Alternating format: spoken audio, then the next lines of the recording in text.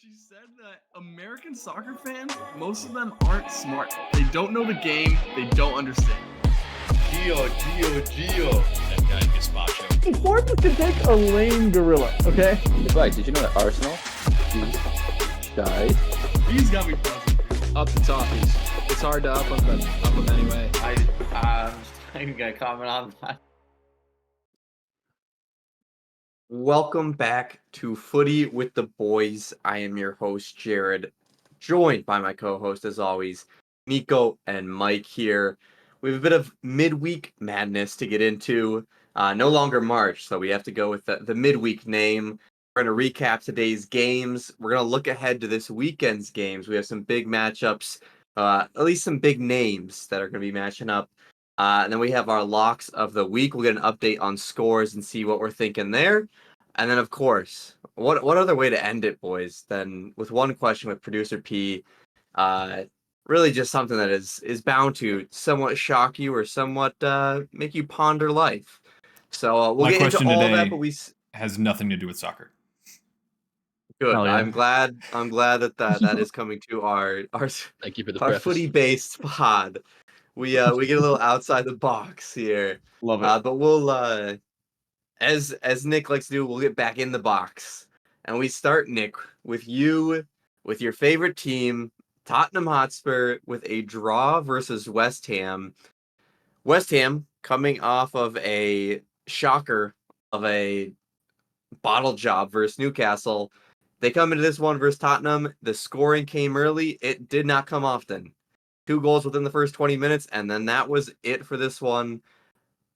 Who's going to break through for Tottenham to lead them to a Champions League spot? Because it feels like right now they're not having that extra level that you see teams obviously are above them, like an Arsenal, Man City, a Liverpool. They all have that next step where they break through some of these games. Tottenham, they don't seem to have that. Will they have enough, though, to get above Villa here? Yeah, it's weird. Some people were calling them champions favorites at the start of the season. I don't know. I don't know favorites. I said they were contenders. I don't know what lack of ball knowledge could have led to that, but luckily no one on this pod made that prediction. So, is at least as far as I can recall. So yeah, I think it's harsh. I think it's harsh to compare them to those top 3 teams. We were talking about it before the pod, Trace and I, for a little bit. This is a title race for the history books. We haven't seen a 3-horse race like this in recent memory, at least not in the Prem. Maybe in some other leagues, or there's been some good races, but not at the highest level, which is the Premier League. So it is. I think it's unfair to compare them to the top 3. Of course, they're not as good as those teams. We knew that from the very beginning of the season. Sorry, let me rephrase that. Most of us knew that from the very beginning of the season. As far as like the one guy that's going to carry them, it has to be Heung-min Son. Who knows how much longer? It feels like Tottenham's timeline to actually be contenders for any trophies feels like it might be passing him by a little bit. You would say James Maddison was supposed to be that next X factor. He hasn't been playing that well as of late. In fact, shout out to Big Ange, who's kind of had the cojones to pull him off the field earlier, getting some subs out of him pretty recently, just because he hasn't been performing to par. He's making bad decisions in the final third, which is where he's supposed to be the best. So, yeah, I think they're fine. They're a solid team. They'll contend for that 4th spot. Ultimately, I think Heung-min Son at the current level that he's at is good enough to beat Aston Villa, but I actually like Villa's squad. I think it's more well-rounded. Tottenham's midfield was solid early in the year. I didn't like how it looked today. I don't like how it's looked recently. They're atrocious, by the way, off of corners. Kurt Zuma scored off of a corner, but every single ball that was coming in looked really dangerous, and perhaps West Ham could have been a little bit more lethal in those areas. That's not going to help you win any conversations or any races for top 4. They're a flawed team, but they're also a good team. So we'll see if they can pull it out. If I had to choose, I'm choosing the team with the best player, and that is Tottenham with Heung-min Son. But definitely an entertaining game today. And rumors that West Ham could be the potential landing spot for Ivan Toney. And let me tell you, if that happens, that's a top 4 contender for next season. Top 4 contender. That's a top 4 contender for next season. I think that may be a stretch more for time. just Say it adding again. Ivan Toney there. Top 4 contender for next year with Ivan Toney, and if they keep the rest of the pieces, maybe add another outside back. The outside backs are fine, but Emerson and Kufal, I think you can upgrade on both of those. So, but Tony's you guys know me. You I'm a think Ivan Ivan Toney Toney is a fanboy. 14-point difference?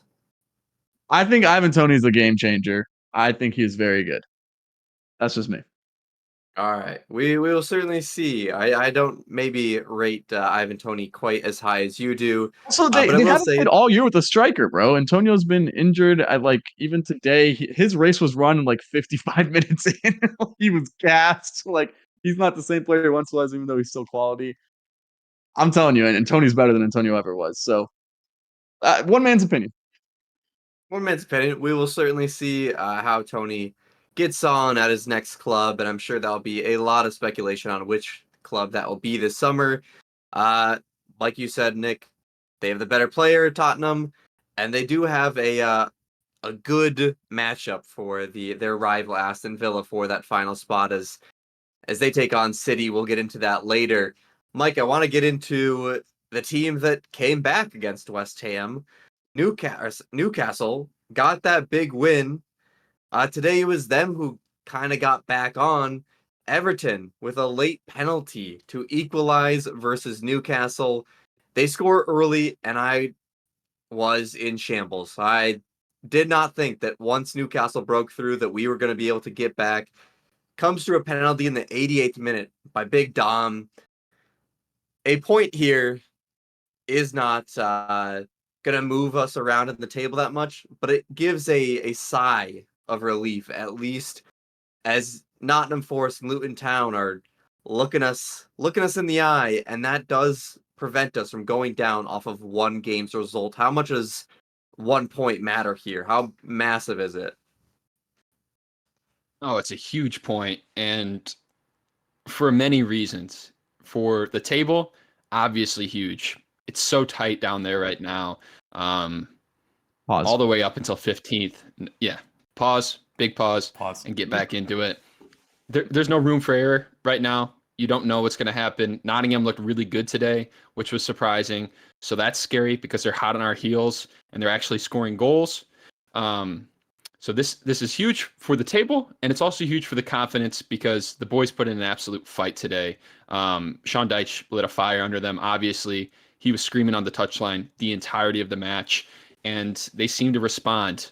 Went down early. It was tough. They received a lot of shots on target. Jordan Pickford played an outstanding match. He made huge saves. He wasn't perfect. He gave some balls away pretty cheaply, but he was big when we needed him, and as our best player, as our captain, one of the longest standing Everton players, that's what we need to see out of him. And it inspired the rest of the team. The first half was entirely shaky. Early into the second half, it looked like Newcastle scored their second off of a set piece where Isak played in Dan Burn. They slotted it in. Seemed like it could be curtains, but guess what? Offside by a toe. Thank God for these current offside rules. Let's hope they don't change them anytime soon. Am I right, Flags? Oh, you are dead on with that. And I think, Mike, Spot on. a big point Spot of on. this is these are points that are going to be needed if you want to avoid relegation with how extremely contested it is this year and all the penalties that have put people in crazy positions. It didn't happen. It didn't happen versus Bournemouth. We got a late goal and we could not hold on. I had shades of PTSD watching the end of this one while in an office, trying not to get to a nervous wreck state, knowing that we subbed on Seamus Coleman. I was like, oh God, it's just not a good look. I know it.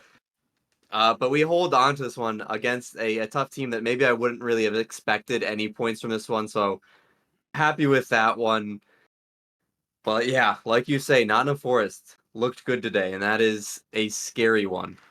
It's super scary. I was nervous multiple times throughout this match. Seamus Coleman aside, the penalty that was given, I wasn't so sure we were going to get it. Ashley Young kind of gets tackled on a cross that goes, and it's not called right away. Play continues for about 45 seconds. Newcastle even gets it down to our box, has a shot, And then the VAR calls them over.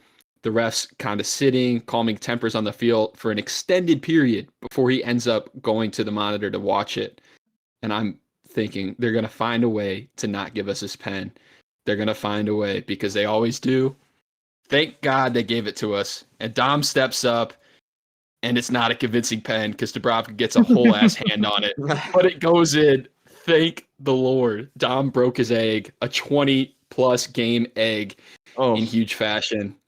Dom, God bless you. I'm glad you got a goal. Parlay this into some form. Please take back that starting position from Beto. We need to see you out there for all 90 minutes. Brother, I think he may have already taken that starting spot back off of just one penalty goal. It was not being held Ride the on to hot by that hand. much. I think this is somewhat though, like in basketball, when somebody's missing a lot of shots, they get to the free throw line, you just see one go in. And what that can do for your confidence, especially as a striker that has had successful seasons with a lot of goals, that could be the spark that he needs. I'm praying to God that it is, because Everton surely need it. If you look at the table there, just 1 point now above Nottingham Forest. Luckily, with that draw, we do stay 4 points above Luton, not just 3. So, going to be a fight down to the wire. And speaking of fights down to the wire, let's get updated on our title race here. Liverpool, Arsenal, Manchester City. It is tiny margins in this one. Liverpool currently with the lead at 67 points. Arsenal just 2 points behind them. And Man City hot on their heels with 64 points. Nick, the games this weekend for Arsenal and Liverpool on paper seem pretty simple. It is Arsenal versus Luton, and it is Liverpool versus Sheffield. Arsenal, yes, may have a bit more of a struggle with Luton, as they have been finding some good scoring form recently, but are both these games layups, or is this something that they could both overlook? I mean, it should be layups for both of them. You can't overlook anything in this title race. I mean, 9 games to go. I think every single one of these teams are telling themselves, if you want to win this league, you have to win 9 games in a row. I think that's what they're telling themselves right now. So, uh, I don't think anything's going to be overlooked. I think, Liverpool should have a pretty easy time. Sheffield doesn't inspire confidence. Uh, Despite Diaz and Ollie McBurney surely starting for Everton, they're just not that good of players. So Liverpool should be able to pretty easily get out with 3 points. And I know we had a really tight game against Luton earlier in the season. Took some late game heroics to get it out. But it's at the Emirates this time around. I know we're just a far better team than Luton are. They'll be scrappy. It'll be a game where we'll have to get up for it, but with it being at the Emirates, with Declan Rice playing further forward, honestly, I think Thomas Partey might start this game at the 6. And I think with those two guys in there, Ross Barkley won't be allowed to run as wild as he did at home in the reverse fixture, which is really what hurt us. So yeah, I'm not overly worried about it. I'm of course gonna I'm gonna be locked in for every single game. It's gonna be high stress for the rest of the season. But I think it'd be foolish to say that either of these two teams are going to drop any points tomorrow. Yeah, I do think that it is a bit tough on Luton and Sheffield, that maybe at this point in a less hotly contested title race, maybe these teams aren't fully on the gas. For these matchups, there's not a single doubt in my mind that they're going to be coming completely ready to do everything it takes to win. Mike, it is not the layup, though, for Manchester City. They just had Liverpool and Arsenal, and it does not get much easier as they go to Aston Villa, who obviously beat them earlier this season. They are taking a tough road to a title race here. Obviously, 2 draws against Arsenal and Liverpool. Now they go up against Aston Villa. Do you see them dropping points here, or do you see them almost taking out that frustration from playing those 2 tough games on an Aston Villa side that has not been necessarily on their top form recently? This is a tricky one. It's definitely a test. Aston Villa has a chance to play Kingmaker here. playing all three sides, I believe, that are currently at the top. And I don't expect them to lose all three. You'd think they probably can get a result, at least one of those games. Don't think it'll be here. Think City will have enough to beat them, especially at the Etihad. And they'll be able to play a little bit more free-flowing. It won't be as cumbersome as it was against Arsenal. They won't have to worry so much about the threats on the wing that Arsenal provided. And I don't think Aston Villa is nearly as locked down as Arsenal is in the midfield. They're missing Kamara. He was a huge player for them. So that's a miss. And their defensive four, not nearly as strong as Arsenal, missing some guys in the center, and their fullbacks are more attacking oriented. So that should free up some room for Foden to operate out wide, De Bruyne to operate out wide, like he likes to drift out there. Expecting much better games from the creative talent for City than we saw against Arsenal. Don't think it'll be domination, but I think it will be more of a comfortable win. Comfortable win. Mike, I know this word gets thrown around quite a bit. Must win. After a draw versus Liverpool and Arsenal, finding themselves 2 points or 3 points behind the top of the table, if they drop this game, if they drop points here and go back even further, is it too late in the season to make up that big of a gap? If that becomes a 6-point gap, if that becomes a 5-point gap, is it over for Man City? Is this a must-win? Yeah, you'd think so. There's no room for error. Man City, you expect to run out hot this time of year. They always have. They always will. And even if one of Liverpool or Arsenal drop some points along the way, I don't think both of them will in that sort of fashion. So this is a must-win, definitely.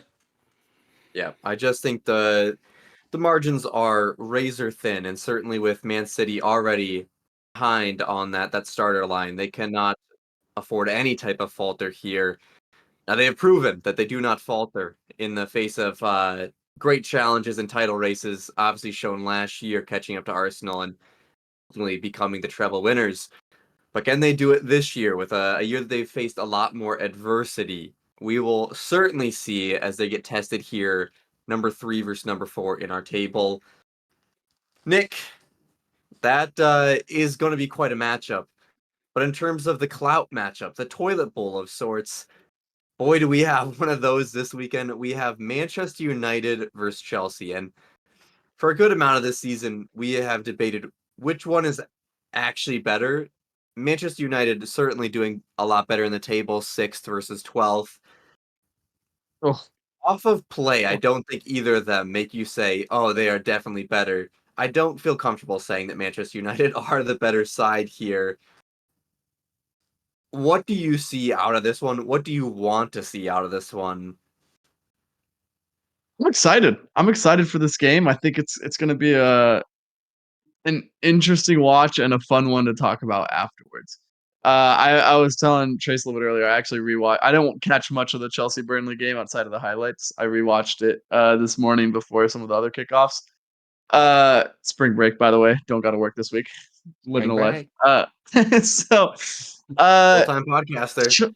Full-time podcaster. Chelsea are a weird team, bro. They're 12th.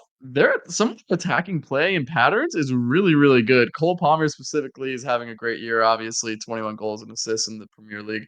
But he's given license to kind of do whatever he wants. He's full of confidence. He's doing whatever he wants.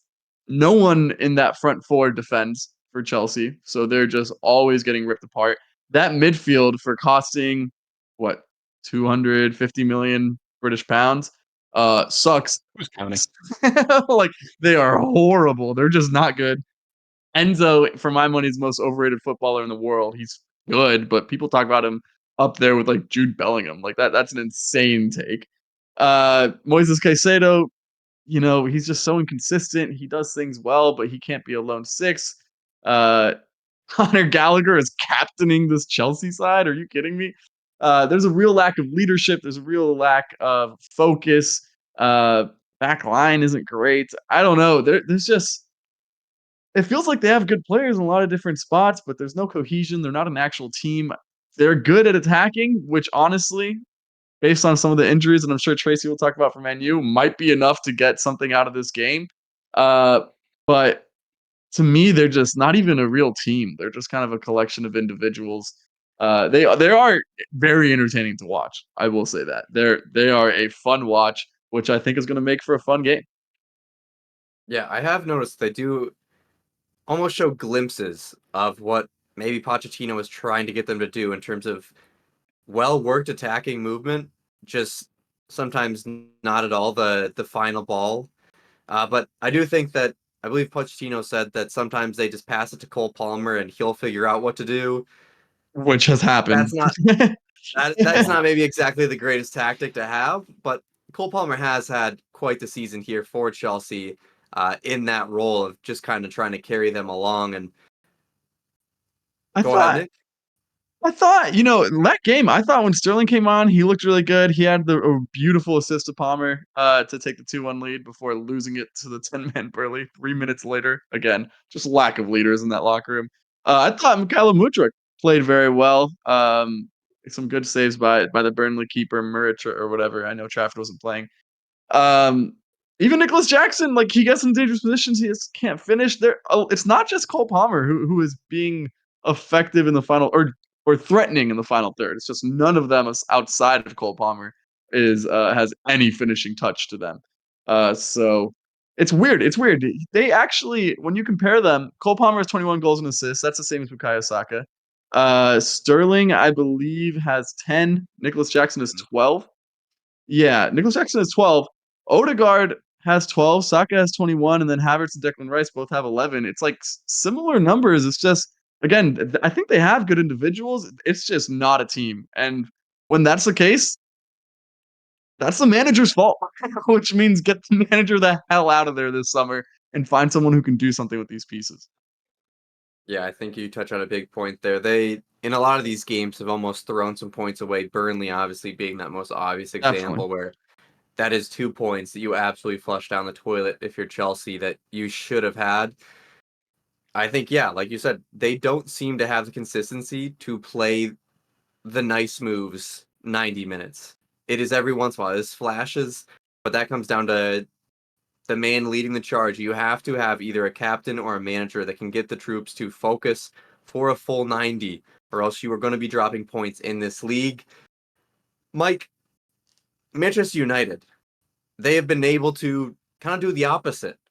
They have not shown that many flashes of anything amazing. I have not been impressed by the way they Nothing. played. And they are the ones that, despite that lack of good play, end up getting the results and getting consistently decent results.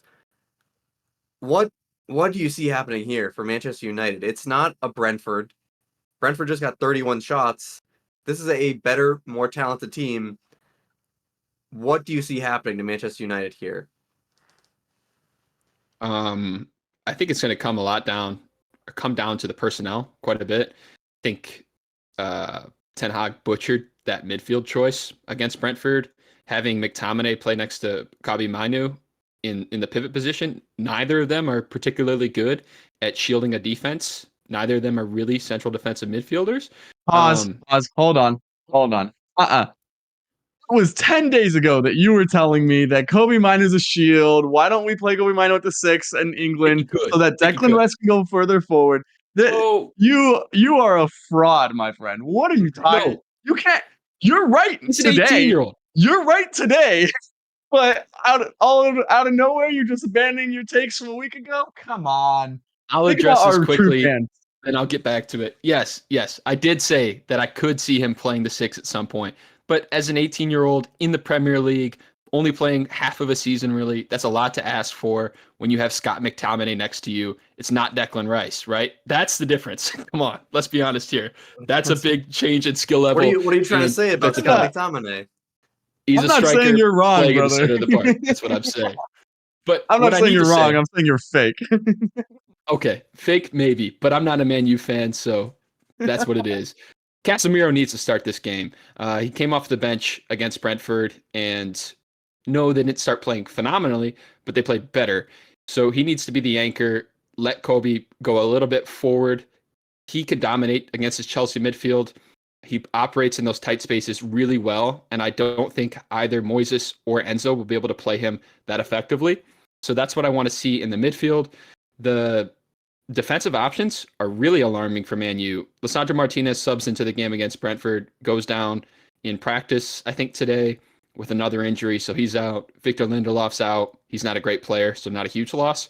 Varane, something about a concussion possibly. He mentioned concussions throughout his career today, adding up, affecting him. So I'm not sure if he'll be out for this match, but he did have an injury scare. So that doesn't leave too many options at center back, right? You have Johnny Evans and who else? Maguire. Yeah, the man, the English captain. Can they put in a good shift? Yes. Both of them can be great on their day, but not consistent. So it's a little bit worrisome. It gives me some fear that Chelsea could capitalize on that. The other thing that I think Man U could do in their benefit, I think this is a great game for Marcus Rashford to step up. Do I think he necessarily will? No, but this game suits him. He's playing on a flank that's occupied by Cole Palmer and Malagusto. Malagusto's best part of his game, going forward, and he's sure to do that. So they will leave some space behind. If Marcus Rashford could figure it out, make good runs, take good dribbles, be really direct as an attack, and maybe find Højlund or maybe find his own goal, Man U could have some success here. They need big players to step up, and they need to have the correct personnel in the midfield. I think that's their recipe for success here. Yep. I think it's fully down to what attacker steps up, because I don't feel convinced by either of these defenses in any way. Whoever's on their day, I think, makes the difference here. Nick? Really quick, is Kobe Minu the best midfielder of the starting six for either side? Of like the three on either side? I'd probably still give it to Caicedo. He's been the most impressive for sure. Form. He passes the eye test. Better form as of late. The eye test doesn't lie, and Kobe passes it for sure. Caicedo didn't look good versus Burnley, I'll tell you that. Yeah, but he's been turning his season around. He's not been as shit as his start of the season. He's been putting in some decent performances here. So that was a low bar, though. Yeah, the bar it was very high off of the price tag, and then now it's gotten awfully low by his performances. I think we're starting to even out maybe a bit to where he should be. Maybe. But one little piece of subtext here we didn't mention: Mason Mount. He's back and he scored last game. Mason Mount. Can he get a goal against his old club? That's one to watch. Is it at Stamford Bridge? It is. It's at the Bridge. Oh, imagine he celebrates. I could definitely see him doing it. He does the Cole Palmer. That'd be crazy. That would be something indeed. We go to the rest of the Premier League rundown here. As we mentioned earlier, Nottingham Forest looked good in a 3-1 win versus Fulham. A bit concerning for Fulham and Everton alike. Fulham was just down 3-1 to Sheffield and saved themselves. Down 3-0 in this one at half. Could not save themselves. Not a good two results for Fulham to be dropping points against those two teams. Very bad for Everton that now have Nottingham Forest breathing down their neck. We move to Bournemouth. Gio did play about 23 minutes, so good for him. It was kind of all garbage minutes because it was 3-1 still at that time, but get in there, Gio. Working our way to the start. Morgan Gibbs-White, though, is on some form, so it might be hard to get in at the number 10 position at least. Bournemouth beats Crystal Palace 1-0. No Tyler Adams in this performance. No Chris Richards performance here. We'll get into why that is a bit later. Bournemouth, sneaky. Not really that sneaky. They've been kind of hyped up. They're up to 11th, but 4 wins out of their last 5. And the other result there is a draw. So they are unbeaten in their last 5. They are rocketing up the table above Chelsea. Who would have thought? Bournemouth is in some fine form. I think some of those young players that had a lot of potential were playing pretty decent at the start of the season, but not getting that final result, are now putting it together. So good for the Cherries. Moving up Reminder the that we table. did relegate them from the Mortal Locks at one point. Good for them. No, we didn't relegate No, we Bournemouth. did not. Did we not Not relegate Bournemouth. That them? was Burnley. Burnley, That was Burnley. Sheffield. Oh, okay. Yeah. My bad. And speaking of Burnley, they played your Wolves, Palmer, and they got a draw against them. That has Burnley Yikes. unbeaten in their last 4 is Burnley. Wow. Good Late season for push. Draws. Good for listen. Unbeaten in their last 4. It's unbeaten in their last 4. They're coming from And that leaves Everton, them bro. only 3 points behind Luton Town. Another way to say Is there that. a shot? Unbeaten in the last 4, also 4 points in their. Oh, that's not true. Never mind. Bad math. That is 6 not points in true. the last 4. That's not Ooh, bad. and that he is Bad math. teaching the next generation. I thought it was 4 Yikes. draws. I didn't see the win. My bad, Burnley fans. Yeah, they got a win in there. Hey, they got their win. So 3 points off of Luton Town. You know, they could make a late season push here if they get another win here. Keep this run going. We'll stay hopeful for our Burnley fans here. Going into the upcoming games, we have Brentford versus Brighton. Brighton should come out with the win here. No, You gotta sleep on the bees all the time, bro. Yeah. Brentford played like they did against United. They got a real shot here. I mean, just looking at their recent form, maybe they're due. Are they due? Yeah. If Watch I the see tape. Mbomo, Wisa, and Tony start, that's pretty electric. That's pretty Like due. some goals could go in. They may They got be some good premature. players. Yeah, I mean, both sides have some ballers, so it'll be a fun one to watch there. And then we already talked about Liverpool, Sheffield. Sheffield, man, I just still feel for them after dropping that game versus Fulham. That is just devastating. They need some amount of points. They need consolation prize at this point. Give them participation trophy. Love for it to be in this game. Pick up a point here. That'd be phenomenal. That would be hilarious just to see the reaction of the worst team in the Premier League toppling Liverpool after Liverpool have seemed wildly unbeatable no matter the deficit they face. Would be something. We'll keep an eye on it. But we move into our U.S. men's national team corner now. Not that many updates as it is kind of the midweek here. But McKennie does get his 10th assist of the year today to a goal by Dusan Vlahovic for Juventus. That combo has been absolutely lethal for Juventus. So McKennie, one of the top assisters in Europe this season, is certainly in some fine form. The other thing that I somewhat mentioned before is Chris Richards did not play for Crystal Palace. He is out with an injury that he picked up in their previous game for 2 to 3 weeks. So hopefully he can get healthy soon, get back into form, as obviously we do have a big summer coming up. Want him to have a run of games and some fine form before we get into Copa, get into Olympics, get into everything that's going on.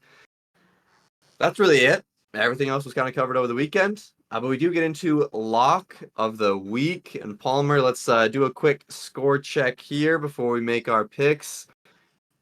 We had I need scores for Villa these ones. 3-1 over Wolves. 2-0, right? Game. I think it was That 2-0. was 2-0. Yep. So 1 point there. Okay. We have Liverpool and Birds, also known as Brighton. It was 2-1, not 2-0. So I also get 1 point there. And then Tottenham 3, Luton 2, off by 1 goal on both sides. It was 2-1. We all get a point there, boys. We're running it up this week. Good week. That leaves Good us week. at Nick at Good job, lads. 15. I am at 18, and Mike is at 14. So the race continues here. Nick, I will hand it off to you to give us our first lock of this week here.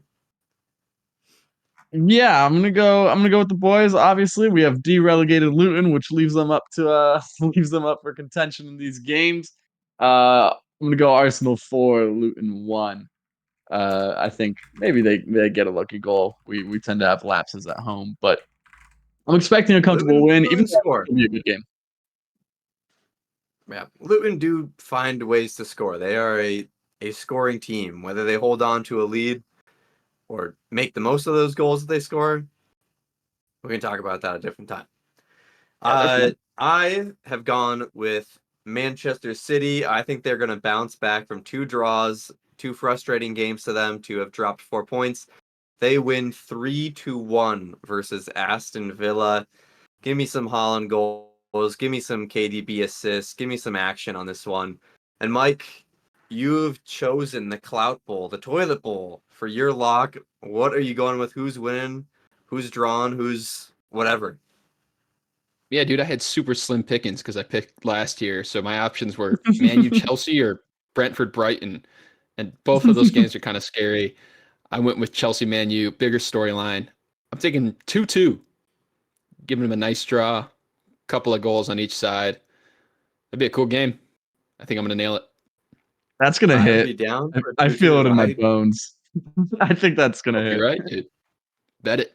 I think City drops points tomorrow. Wow. I really do. You heard it here I don't know first. why. You heard it here first.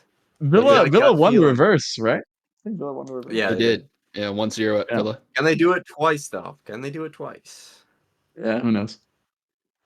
This is City's chance at a statement win. They haven't beat anybody else in the top 4. So No, they have not. can they do it? I don't know.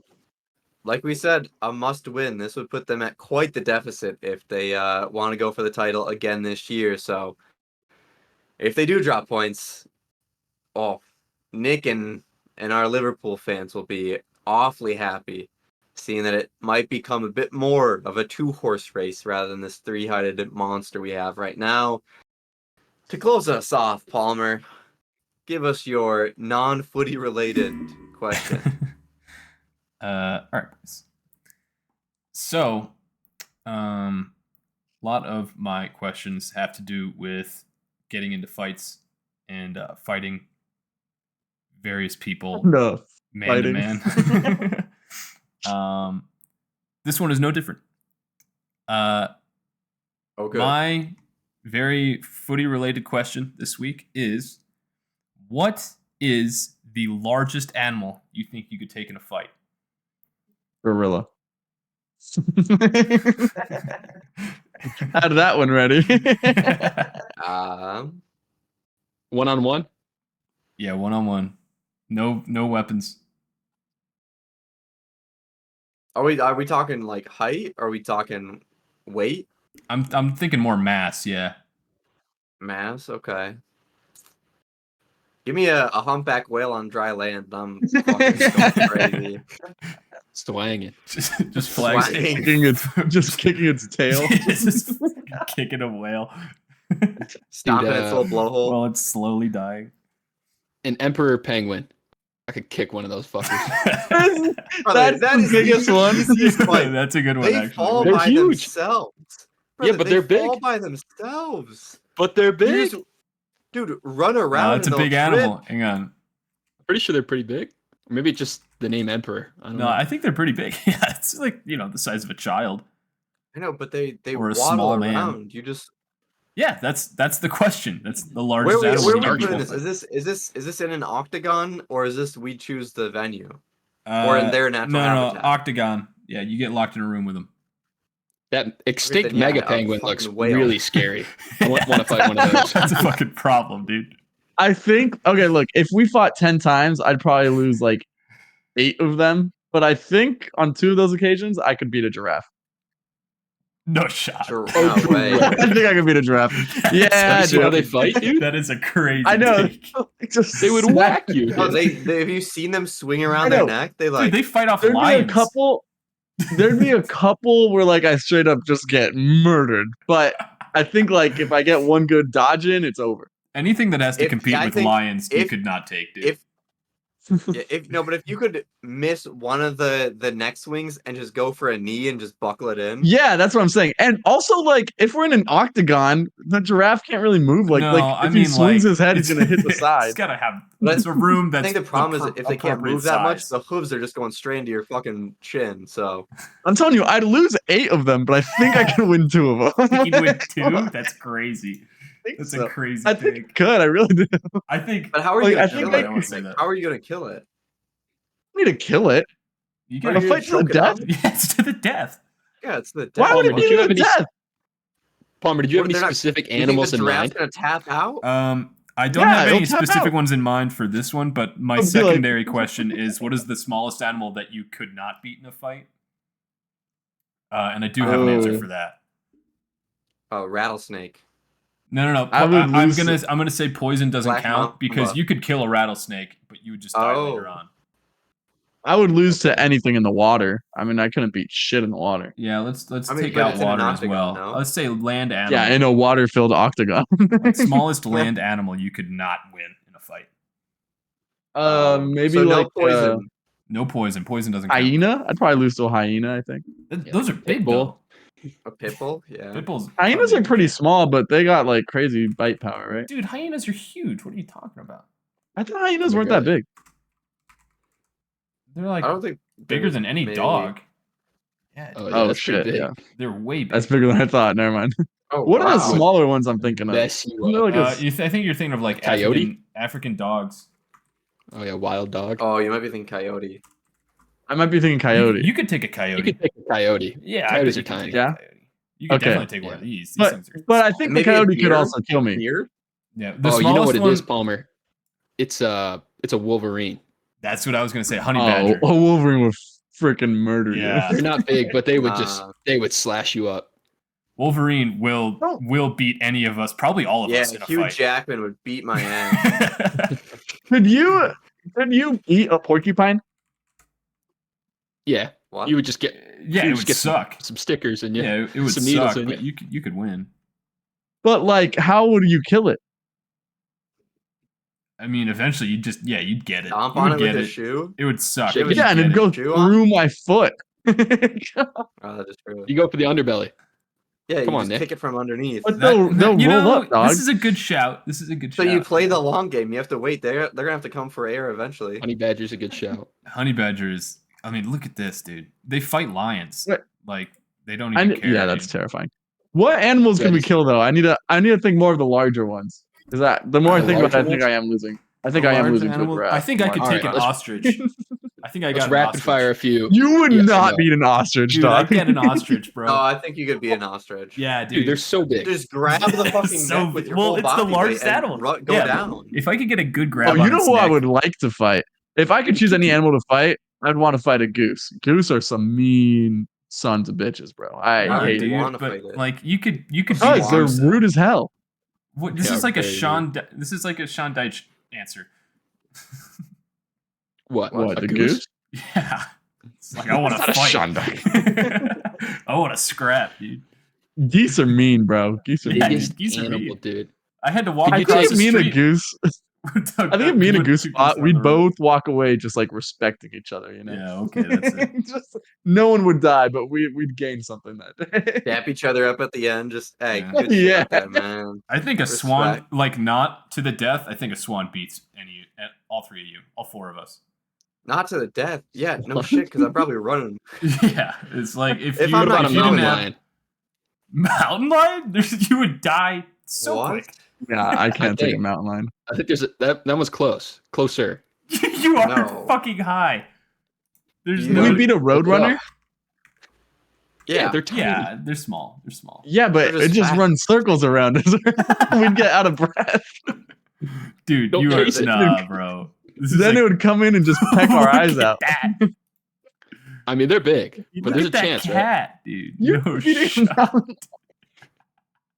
That's a. Oh, that's not a that one. picture. Oh, not that one. Not that one, dude. There's no chance. Yeah, you're probably right. Could we beat a pit bull? We could beat a pit bull, right? Probably yeah. not. I think You we don't could think we could Probably beat a not, pit bull? dude. I don't think so. If you don't get bit, maybe. Other types of dogs, No, but if maybe it's to you the could death, take like a and lab. you're just like, if they bite To your the leg and you're death? just like going crazy. I think a pit As bull. soon as it kills- bites you, you're yeah, so done. yeah. I think No. that it's in favor of the pit bull. What? You might have a chance. No, here's the plan. I use my No, leg as as soon as I bait. bite it, it's over. How about that? I use my leg as bait, and then when he bites me, I snap its neck. Like, And then it gets your I- artery, dude, dude. I don't think so. Yeah, I think you are vastly underestimating the power of that animal. nah, What about but a it's- kangaroo? I don't got any arteries. No, that's another one. No Uh, shot. I don't know. Kangaroo, maybe. I don't think there's no shot at a kangaroo. There's definitely a shot. Yeah, I could kill a kangaroo. Why are you looking up Jack looking up kangaroo? Jack's Look at kangaroo. these motherfuckers. Those aren't real photos, bro. Those are real Those things. Yeah, they are. No. Dude, they're They're fucking intimidating, yoked. but I think that one's not real. They're scary, dude. Look at this motherfucker. Yeah, but like, fight to the death. I'm not saying there's definitely a shot. They're such a goofy animal. They are a fucking Yeah. weird animal. Those You ever are seen weird. that video of the kangaroo that like grabs a hold of the dog and the dude goes over and punches him? It starches them. Yeah. Yeah. Yeah. Well, that's the scariest thing about kangaroos. You don't go by them in the water. They'll drag you in and drown you, I've heard. Really? Oh, Jesus. Wow. Yeah. So if we're fighting a Fucking drown kangaroo, you? it's got to be on dry land. That's This crazy. is all What a taking place in an stat. octagon. Yeah, this is an Oh, octagon. an octagon. Dude, I don't know. We, The details being like a forgotten. full-grown I kangaroo. feel like we're getting rather off track. My final answer is a humpback whale in the octagon. Water animals the don't largest. count. We should not be able to. do Maybe whale shark. I used to think I could I could beat a tuna, but then like that scene from the other guys, he's like fully Look at grown, tuna. 250-pound tuna off the What coast a of great Africa. movie, dude. I was just No talking about that chance. today. Yeah, I can't take a tuna. I could take an ostrich. My final answer is pit bull. I'm taking a pit bull. I could take an ostrich. I think You I think I could take You're an insane. ostrich. All right. You take an ostrich. I'm taking a mountain lion. Dude, mountain You lions are kill Alec. people. You are stupid. You are stupid. Mountain lions kill people. You know what? Yeah. I'm changing my It's answer. not smart. That's larger than I alright, thought they alright. were. This is bigger than I thought. Just grab onto the neck. But bro. yeah, you Grab get- onto you the get- if neck you and get bring a it sword, down. You get a good hold of If its it neck, kicks you. kick out one of those knees. Bro, I I'm think you got breaking it. its neck. Yeah. I'm I just think- grabbing its neck and putting my entire body weight on it. I would rather fight one of these than a pit bull. I'll say that. No. I'd rather Anybody fight from that- Akita's then a- watching. then a- this is all Definitely rather hypothetical. fight. I would definitely rather fight one of these than Yes, a mountain this lion. is hypothetical until we can secure the animals for the octagon, and then we are all in for a pay-per-view, baby. We're gonna be at the next UFC event. Giraffe. Final answer. Giraffe. We're selling to Dana White right now. All right, let us know in the comments who you think had the best answer on the animal that they could beat. What you think the biggest animal that you could beat. If you want to comment on anything soccer related, do that too, I guess. Anyways, Mike, a big result for the Toffees today. Give us your final thoughts, and then Nick, big game coming up against Luton. Close us out. Huge point. A lot of good footy this weekend, or the rest of this week, rather. Champions League comes back next week. Hyped for that. Let's go. And yes, I could kick a mountain lion's ass with 100% certainty. Thanks for joining. Yeah, up the Arsenal, 3 points incoming tomorrow, and yes, with 20% certainty, I can beat a giraffe. 20% is more than you should have in that scenario. But until next time, we are at 69 subscribers right now on YouTube. As much as it would be not nice to break Nobody that, subscribed. go ahead. We'll get to 69,000 eventually. Get us to 70. Oh yeah. But until then, peace.